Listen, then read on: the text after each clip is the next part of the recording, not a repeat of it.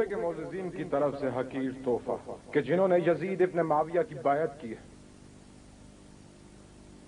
لاؤ تو ذرا دیکھو۔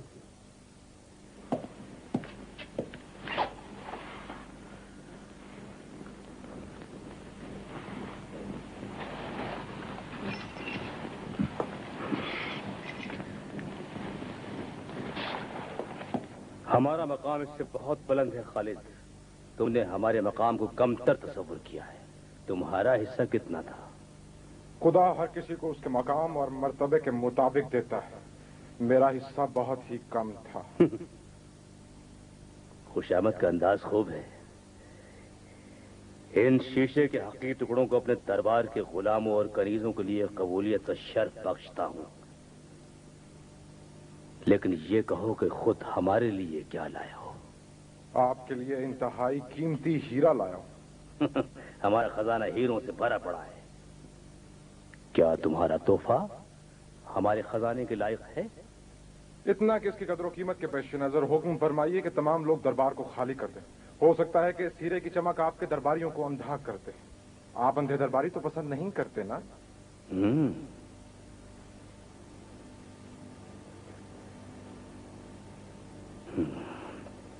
باہر چلے جاؤ، دربار خالی کر دو۔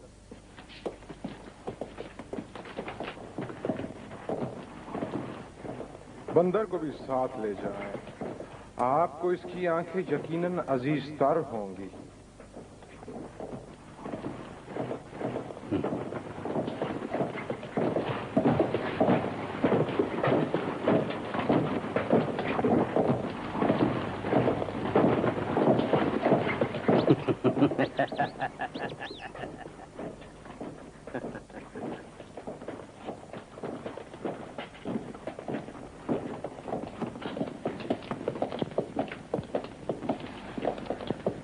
ہم تیار ہیں کہ تمہارا ہیرا دیکھیں۔ اس کا نام سماعت فرمائے، قیس ابن مسحر، ساتھی اور سفیر حسین ابن علی۔ قیس ابن مسحر، ہاں میں اسے جانتا ہوں، لیکن یہ بتاؤ کہ وہ اتنا اہم کیوں ہو گیا ہے؟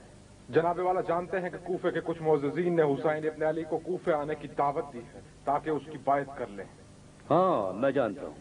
اگر حسین کوفے آ گیا تو پھر بغاوت ہو جائے گی۔ حکم وہی ہے جو پہلے تھا، ہر آنے جانے والے پر کڑی نگاہ رکھو، باغیوں کا سر کچل دو، جو شخص بغاوت کا ارادہ کرے اسے قتل کر دو۔ میں نے ان کے قتل کا پروانہ امیر المومنین سے حاصل کیا ہے۔ یزید ابن معاویہ کے حکم سے بڑا کوئی فرمان ہے؟ میرا خیال ہے کہ قیس کوفے میں حسین کے آنے کی خبر لے کر آیا ہے۔ اگر یہ خبر کوفے میں پھیل گئی تو دیہاتوں اور آس پاس کے علاقوں کے لوگ رسول خدا کے فرزند کی زیارت کے لیے کوفے کا رخ کریں گے۔ شہر کے غریب اور پسماندہ لوگ ان کے ساتھ شامل ہو جائیں گے، پھر غلام ہمارا حکم نہیں مانیں گے، اور اس پرامن شہر کے لوگوں کی اکثریت ان کے ساتھ شامل ہو جائے گی۔ راستے بند کر دو، نگہبانوں کی تعداد دگنا کر دو، سپاہی کم پڑے تو اور بھرتی کر لو، اگر غلہ کم ہو تو کوفے کے معززین پر دباؤ ڈالو، وہ بھی اپنا حصہ رعایت سے وصول کر لیں گے۔ کیا یہی کسی پیٹی باتیں کرنے کے لیے یہاں آئے تھے؟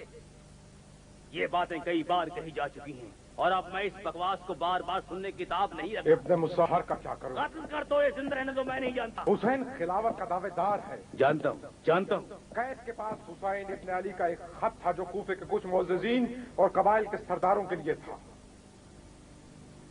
خط کا متن کیا تھا؟ کن لوگوں کے لیے تھا؟ افسوس کہ گرفتاری کے وقت قیس نے بڑی ہوشیاری کے ساتھ اس خط کو نکل لیا۔ کیا تم قیس ابن مسحر کے فرائض اور خط کے متن کے بارے میں جان سکتے ہو؟ اب تک اس نے شدید تشدد برداشت کیا ہے، لیکن خط کے متن کے بارے میں وہ بالکل خاموش ہے۔ یہ سب بے مقصد اور فضول باتیں اب تک اس شخص کی زبان کھلوانے میں کامیاب نہیں ہو سکے۔ خالد، یہ تھا تمہارا قیمتی ہیرا؟ بجائے میرے لیے قیمتی جواہرات کے حسین ابن علی کی سفیر کی گرفتاری کی خبر لے کر آئے ہو، اور پھر یہ کہتے ہو کہ اس کی زبان کھلوانے میں ناکام رہا ہوں۔ آفرین ہے تم پر۔ اسے ابھی کل ہی کوفے لایا گیا، ہمیں تو وقت ہی نہیں مل سکا کہ اپنے مخصوص حربوں کا استعمال کریں اور اس کی زبان کھلوا سکیں۔ جو کچھ ہو اور جس طرح بھی ہو اس کی زبان کھلواؤ۔ اور اسی طرح گونگا بنا رہے تو اسے قتل کر دو. اس صورت میں مجھ پر کوئی ذمہ داری عائد نہ ہوگی. خالد! اتنی مایوسی کا اظہار کیوں کرتے ہو؟ لیکن یہ قید کیا چیز ہے؟ کیا یہ ان کڑیل جوانوں سے مختلف ہے جن کی تم نے حلقوم سے زبان کھینچ لی تھی؟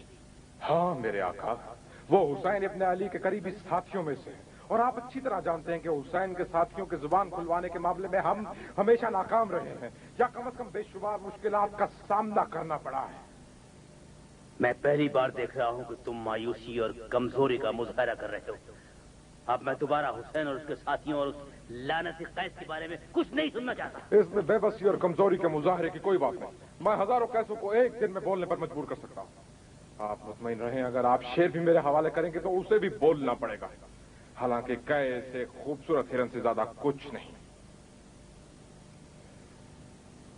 وعدہ کرتا ہوں کہ بہت جلد اس کے زبان کھلنے کی خبر لے کر میں خود جناب علی کے کوشش گزار کروں گا. جو حربیں تمہارے ذہن میں ہیں انہیں استعمال کرو.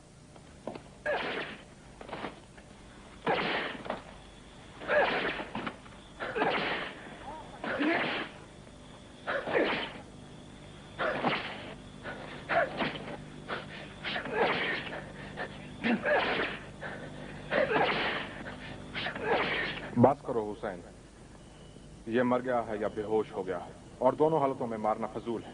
مجھے یقین ہے کہ یہ نہ مرا ہے اور نہ بے ہوش ہوا ہے، بلکہ صرف ہمیں فریب دینا چاہتا ہے.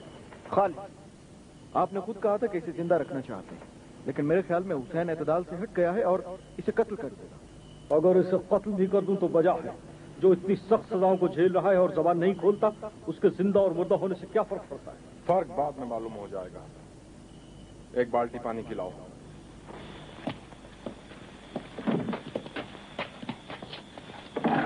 اسے کھول دو.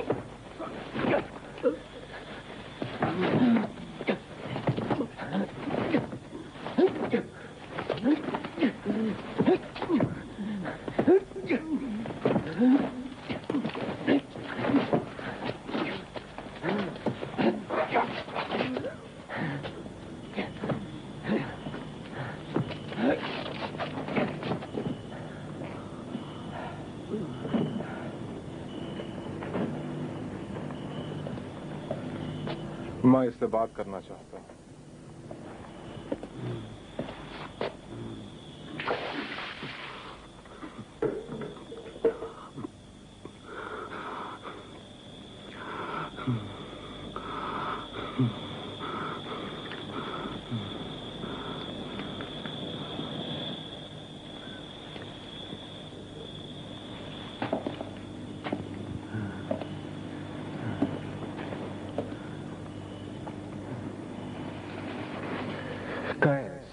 میں تمہارا ہمدرد ہوں.